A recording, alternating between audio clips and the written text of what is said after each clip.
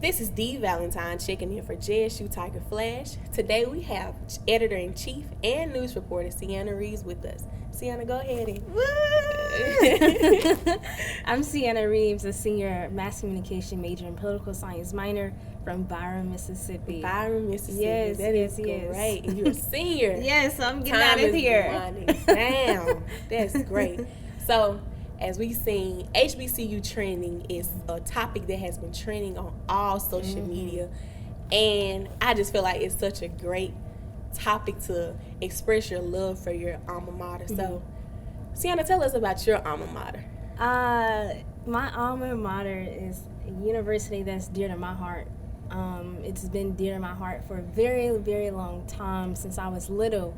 I would go to the games, the football games, with my uncle, and that's really how I got immersed into the Jackson State aroma and, just the environment, the culture that Jackson State brings to Jackson. However,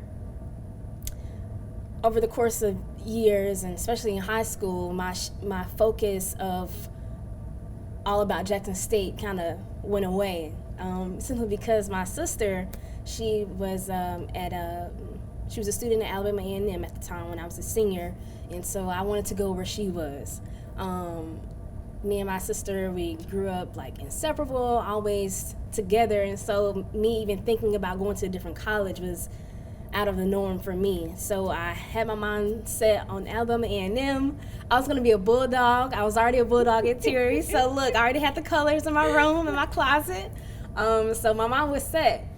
And then there was an opportunity that came around. The media department held a media conference.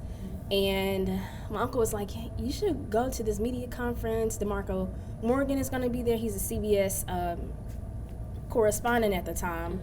Now he's a reporter in Los Angeles with CBS. But he was saying, you should really look into this. And I'm like, no, don't try to persuade me to go to Jackson State when I already told you I'm going to Alabama A&M. And so, long story short, I fell in love immediately when I heard DeMarco Morgan just talk about his experience at Jackson State and just talk about his way up to the corporate realm of news. Right. So it was really eye-opening and refreshing. And after the event, I went up to Dr. Anthony. I was really nervous, but I was like, "This is where I belong." In those exact words. Right. I said that, and she was like, I'm just so happy you chose Jackson State. And since then, I haven't looked back since, and it's been such an amazing experience for me. One that was really rocky at first because I've been through some things over the course of my tenure at Jackson State personally.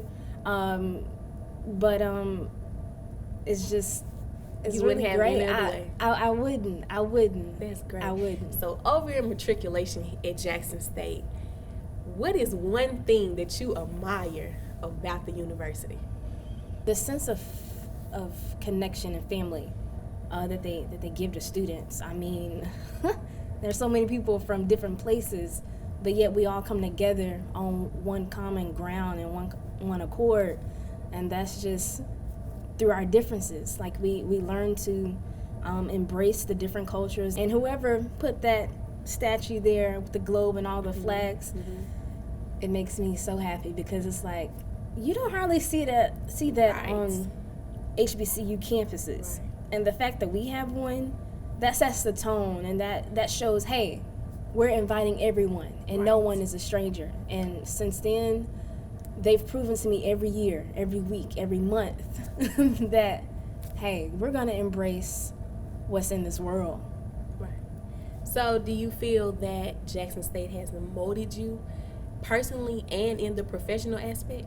Yes, and I say that because I come from a strong family background of educators and people who are really successful. However, I learned that I have to walk to the beat of my own drum, and so if it was not for Jackson State pushing me constantly and my professors pushing me, I don't think I would be where I am today. And it's just an overwhelming feeling of just joy and just like peace and happiness, because